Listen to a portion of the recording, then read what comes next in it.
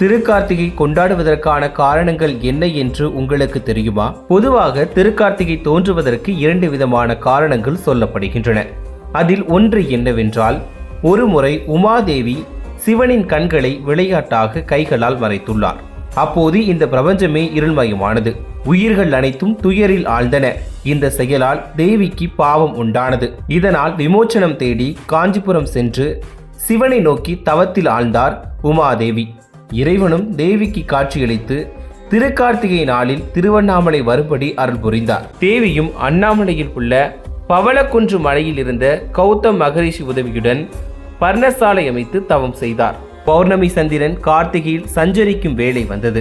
இறைவன் தேவிக்கு காட்சியளித்து இடப்பாகத்தில் ஏற்று அருள் புரிந்தார். அப்போது இந்த பிரபஞ்சம் பிரகாசமானது. அந்த தினமே கார்த்திகை தீப திருவிழாவாக கொண்டாடப்படுகிறது.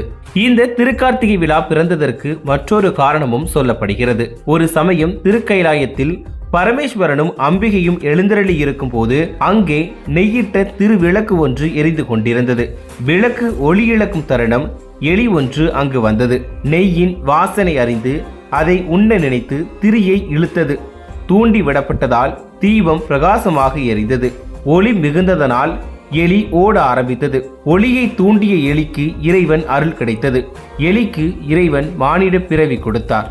அதற்கு அரச போகமும் அரண்மனை வாழ்வும் தந்து அருளினார். உன் ஜென்மத்தில் எலியாய் இருந்தது, அடுத்த பிறவியில் மகாபலி சக்கரவர்த்தியாக பிறந்தார். எண்ணற்ற செல்வங்களுக்கு அதிபதியானார். கூடவே செருக்கும் வளர்ந்தது. ஒரு நாள் அகங்காரத்துடன் கோவிலுக்கு சென்றார். பட்டாடைகள் தரையில் புரள அலட்சியத்தோடு நடந்து சென்றதால் அங்கிருந்த அகல் விளக்கின் தீப்பொறி சக்கரவர்த்தியின் மீது பட்டு பற்றி எரிந்தது. உடல் புண்ணாயிற்று. செருக்கு அடங்கிய சக்கரவர்த்தி இருக்கை கூப்பி ஆண்டவனை நோக்கி பிரார்த்தித்தார். தனது உடம்பில் ஏற்பட்ட ரணத்தை போக்கி அருளுமாறு வேண்டினார்.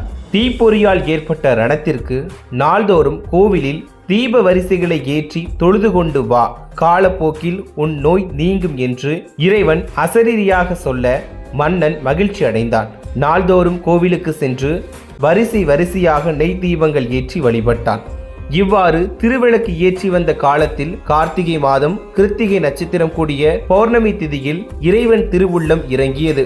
இறைவன் ஜோதி வடிவில் வந்து ஒளி பிளம்பாக நின்றான். மன்னனின் நோய் நீங்கியது. இவ்வாறு தொடங்கிய தீப வரிசை வழிபாடே கார்த்திகை தீப திருவிழாவாக உயர்ந்தது என்பர். காலப்போக்கில் அனைத்து இனத்தவர்களும் இத்தகைய ஒளி வழிபாட்டில் ஈடுபட இது பொது வழிபாடாக உருவானது. விளக்கேற்றுவதே மிக சிறந்த பலன் தரும் என வேத புராணங்கள் கூறுகிறது. எல்லா நாட்களுமே தீபம் ஏற்றி வழிபடுவது உயர்வான பலன் தரும்.